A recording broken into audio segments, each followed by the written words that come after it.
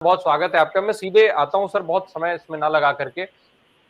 जो इस समय का सर नैरेटिव सेट किया जा रहा है, जिस तरीके से अब किसान की बात नहीं हो रही है, जवान की बात नहीं हो रही है, महँगाई, बेरोज़गारी जैसे मुद्दों पर बात तो 9 साल पहले से ही छोड़ दी गई है, बंद हो गया था उसके बाद, क्योंकि ये सारी चीज़ें देश में शायद खत्म हो गई हैं और देश हमारा अब इससे बाहर निकल चुका है। अब बात हो रही है सनातन धर्म के खतरे में होने की। और इस चीज़ को अब विपक्ष के तमाम चीज़ों के साथ जोड़ा जा रहा है, इस पर हम आगे बात करेंगे।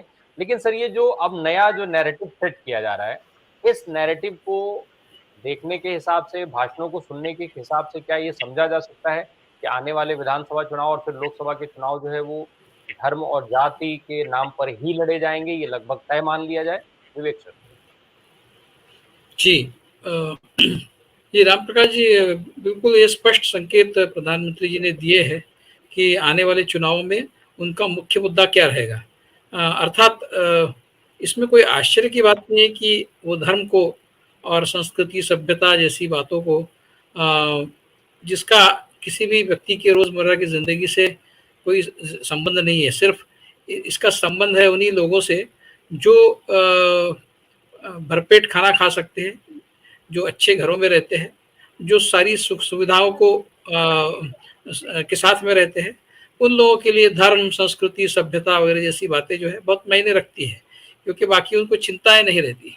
तो और वही इनका बेसिक जो कोर इलेक्टोरेट है वो इसी तरह के लोग हैं। तो उसको एड्रेस करना और बाकी चीज़ जो है, बाकी विषयों में जो प्रॉब्लम्स है, जो स्पष्ट दिखाई देते हैं, उसको नज़रअंदाज करना, उसको कारपेट के नीचे दबा देना, ये एक स्ट्रैटेजी रहने वाली है, ये स्पष्ट है। तो अच्छा, धर्म का मुद्दा तो उनका पहले से ही है, मतलब ऐसा नहीं है कि कोई हम उनके ऊपर ये इल्ज़ाम नहीं लगा सकते कि उन्होंने धर्म का मुद्दा अभी नए सिरे से उठाया। धर्म का मुद्दा तो उनका एक कोर एजेंडा के तहत ही वो हमेशा ही उठाते आ रहे हैं, और राम जन्मभूमि के आंदोलन से उसको और निखार आया है, उसको और एक धार आई है। उसके पहले से ही, जब से आरएसएस स्थापन हुई, उसी समय से धर्म ये उनका मुख्य मुद्दा रहा ही है। तो कोई आश्चर्य नहीं कि मोदी जी अभी सनातन धर्म की बात कर रहे हैं, और उनको एक मतलब जो उदयनिधि स्टालिन ने जो कुछ भी कहा है, उनके लिए एक रेडीमेड मुद्दा सा मिल गया है उनको, तो वो बहुत खुश है। मतलब उदयनिधि स्टालिन ने जो कहा उससे वो बिल्कुल भी आहत नहीं है, वो उससे बहुत खुश है कि चलो बहुत अच्छा हुआ, कुछ तो मिल गया, हाथ में आ गया। तो वो मन ही मन में उदयनिधि स्टालिन को धन्यवाद भी दे रहे होंगे, मुझे इसके बारे में कोई शक नहीं है। तो इसको अभी भूनने का उन्होंने पूरी तरह से तय किया है। और जैसा आपने कहा कि बाकी जो मुद्दे हैं, वो मुद्दे कगार पर चले गए हैं, उनको उन्होंने कगार पर डाल दिया है, लेकिन इतने आसानी से वो मुद्दों को वो अपने झटक नहीं सकते। ये जो सारे मुद्दे हैं, क्योंकि अपोजिशन तो इन मुद्दों को भुनेगा ही। अनएम्प्लॉयमेंट है, बेरोजगारी है, महंगाई है, ये सारे मुद्दे हैं ही। तो गरीबी है, और क्रोनी कैपिटलिज्म जो है, वो सबसे भयंकर स्वरूप क्रोनी कैपिटलिज्म का पिछले 10 सालों में देखा गया है। और आप देखिए 10 सालों में मोदी जी ने इसके बारे में कुछ भी नहीं कहा। मतलब इतने सारे मुद्दों की बात हुई, अडानी से लेके एनपीएस, जितने भी एनपीएस पिछले 10 साल में हुए, उसमें से बहुत सारे लोग ऐसे हैं जो मोदी जी के पर्सनल मित्र हैं, जो यहाँ से हजारों करोड़ रुपया लेकर भाग गए हैं और कहीं प्रदेश में बस गए हैं, और उनको यहाँ पर लाने के लिए कोई भी कोशिश नहीं की जा रही है। तो इन मुद्दों पर देखिए, आप कभी मोदी जी ने कभी कुछ कहा है?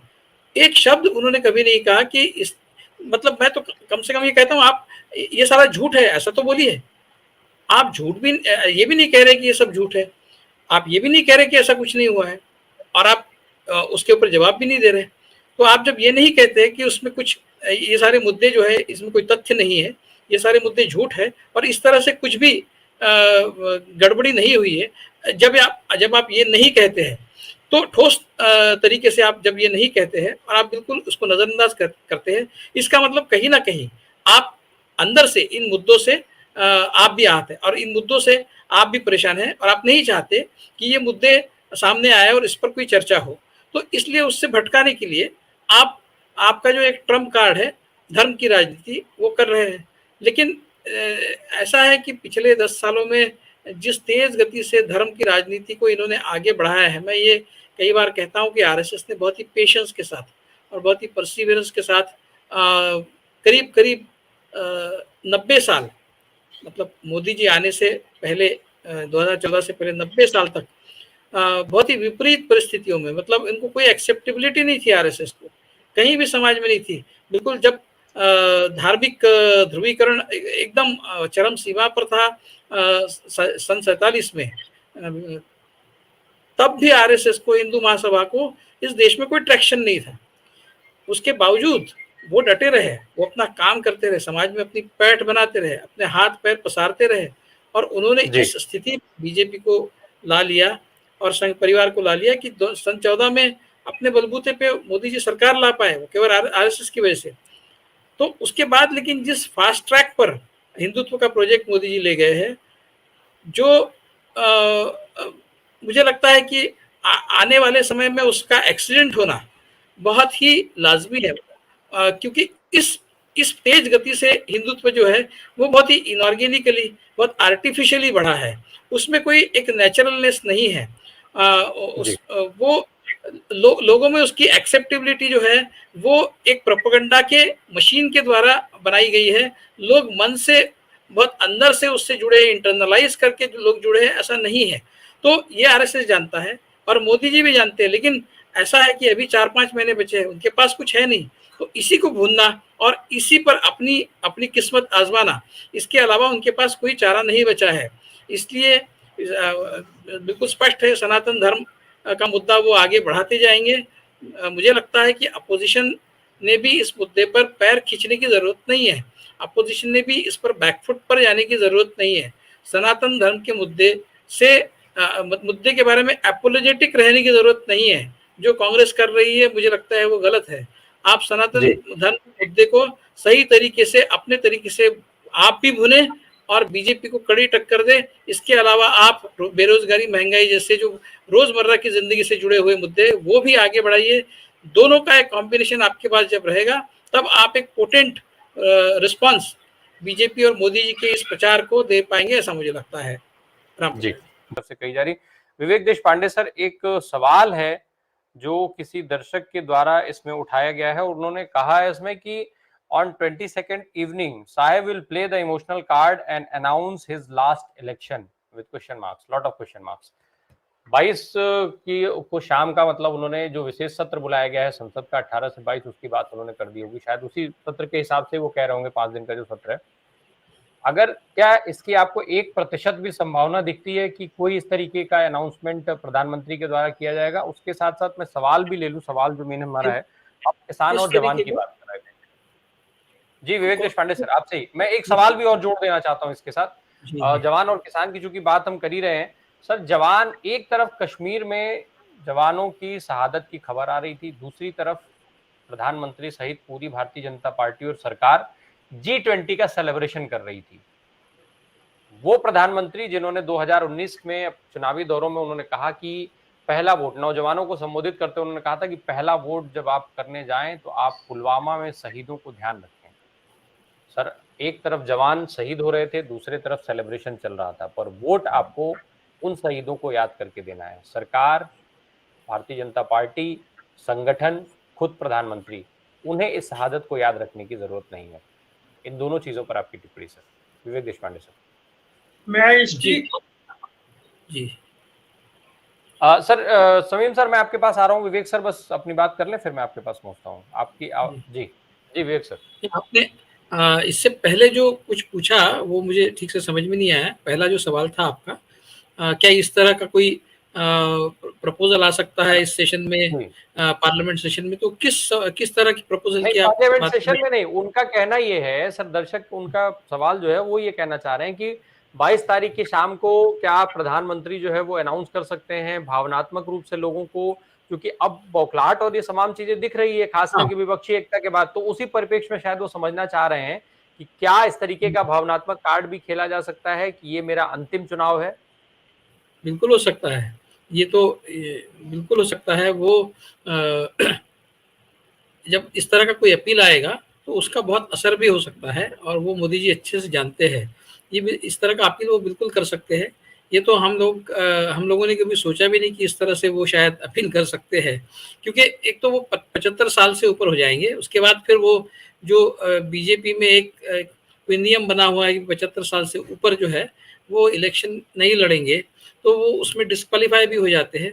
तो शायद वो इस तरह का एक इमोशनल अपील बिल्कुल कर सकते हैं और उसका उनको फायदा भी हो सकता है। ये भी, इस बात को भी अपोजिशन को इस बात को भी ध्यान में रखना होगा। इस तरह से अगर वो कुछ खेल खेलते हैं तो उसके लिए फिर उनको क्या करना होगा। जहाँ तक आपका जवान वाला सवाल है, वो तो स्पष्ट है कि जब उधर हमारे 3 जवान शहीद हुए, उसमें 2, एक मेजर, एक कर्नल और एक डीवाईएसपी रैंक के ऑफिसर थे, तब प्रधानमंत्री जी अपना फेलिसिटेशन करवा रहे थे भोपाल में, और वहाँ पर कोई संवेदना भी प्रकट नहीं की गई उनके प्रति, कोई मौन नहीं रखा गया। और अभी अभी आया कि नहीं पता नहीं, लेकिन कल तक तो उनका कोई संवेदना का मैसेज भी नहीं आया था। इस तरह की खबरें हमने पढ़ी है, न तो गृह मंत्री की तरफ से आया, न प्रधानमंत्री की तरफ से आया। मैं अपेक्षा भी नहीं करता हूँ, क्योंकि जो प्रधानमंत्री ये कहता हो कि जब चीन ने हमारे प्रदेश में आक्रमण किया, हमारे प्रदेश में घुस गए चीनी सैनिक, उसके बाद हमारे प्रधानमंत्री कहते हैं कि हमारे देश में कोई घुसा ही नहीं है। तो वो हमारे जो 20 सैनिक वहाँ पर शहीद हुए, चीनी सैनिकों के साथ में मुठभेड़ में जो शहीद हुए, तो जब प्रधानमंत्री ये कहते हैं कि हमारे देश में कोई घुसा ही नहीं, उसका मतलब ये होता है कि हमारे जो सैनिक जो है वो जो शहीद हुए वो चाइना के एरिया में हुए, हमारे सैनिक ही उनके एरिया में घुसे थे और वहाँ जाकर फिर मुठभेड़ हुई और वहाँ हमारे सैनिक शहीद हुए। तो इसका स्पष्ट मतलब ये होता है, तो क्या हमारे सैनिकों का वो अपमान नहीं कर रहे हैं? वो कर रहे हैं, स्पष्ट तौर पे वो हमारे सैनिकों का अपमान कर रहे हैं, उनके शहादत का भी अपमान कर रहे हैं। और यही प्रधानमंत्री है, हर दिवाली में जाकर सैनिकों के साथ में, जवानों के साथ में दिवाली मनाते हैं। वही एक मौका होता है जब जवान थोड़े से रिलैक्स रहते हैं, तो वहाँ जाकर फिर से उनको उनका जो रिलैक्सेशन है वो भी खराब कर देते हैं। वहाँ जाके उनको फिर से उसी डिसिप्लिन में रहना पड़ता है और दिवाली का जो मज़ा है वो किरकिरा हो जाता है। लेकिन प्रधानमंत्री जी है कि समझते ही नहीं है, कम से कम दिवाली में तो उनको थोड़ा सा रिलैक्स होने दीजिए। आप अपने पॉलिटिकल पर्पस के लिए, आप अपनी पॉलिटिकल रोटी सेकने के लिए उनके साथ में जाकर दिवाली मनाते हैं और उनका जो रिलैक्सेशन है उसको खराब करते हैं। ये किस तरह की राजनीति है? तो ये वो अपने स्वार्थ के लिए कुछ भी कह सकते हैं। वो ये भी कह सकते हैं कि हमारे देश में कोई घुसा ही नहीं, और हमारे सैनिकों की शहादत का अपमान भी कर सकते हैं। तो उनके लिए, और उनके जो भक्त हैं और उनके चाहने वाले हैं और उनको जो वोट करने वाले लोग हैं, उनको इस बात से कुछ फर्क ही नहीं पड़ता कि वो क्या कर रहे हैं, क्या कर रहे हैं, क्या कह रहे हैं।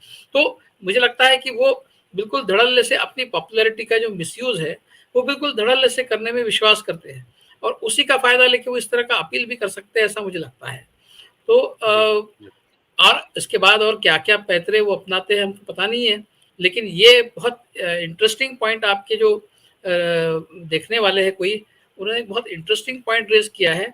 ये पॉसिबिलिटी बिल्कुल है और इसको किस तरह से मात देनी पड़ेगी, ये भी अपोजिशन को फैक्टर इन करना पड़ेगा, ये भी अपोजिशन को सोचना पड़ेगा कि किस तरह से। एक सनातन धर्म के बारे में मुझे कहना है कि देखिए, सनातन धर्म का मुद्दा जो है वो अगर बीजेपी कंटिन्यूसली उसको भूनते जाएगी तो उससे आप मुंह नहीं मोड़ सकते, आपको उससे भिड़ना होगा। आप ये नहीं कह सकते कि नहीं हम इस मुद्दे पर बात नहीं करेंगे, आप बताइए महंगाई का क्या है, आप बताइए बेरोजगारी का क्या है, आप बताइए अडानी का क्या है। ऐसा नहीं है, आपको इस मुद्दे को आपको भी इस मुद्दे को भिड़ना पड़ेगा और आपको कहना पड़ेगा कि ये जो सनातन धर्म, जिस सनातन धर्म की ये बात करते हैं वो सवर्णवादी सनातन धर्म है। अब कोई उसको हिंदू पोलराइजेशन कहेगा तो बिल्कुल हो सकता है आप उसको हिंदू पोलराइजेशन समझिए। अगर वो बहुत ही अनरियल इस तरीके का एक हिंदू मुस्लिम पोलराइजेशन करते हैं तो हम एक जो रियल पोलराइजेशन इस हिंदू समाज में ऑलरेडी एग्जिस्टिंग है उसकी बात क्यों ना करें। ये सवर्णवादी व्यवस्था लाना चाहते हैं, इस तरह से इस मुद्दे को अपोजिशन को भी सामने आगे ले जाना होगा, ऐसा मुझे लगता है।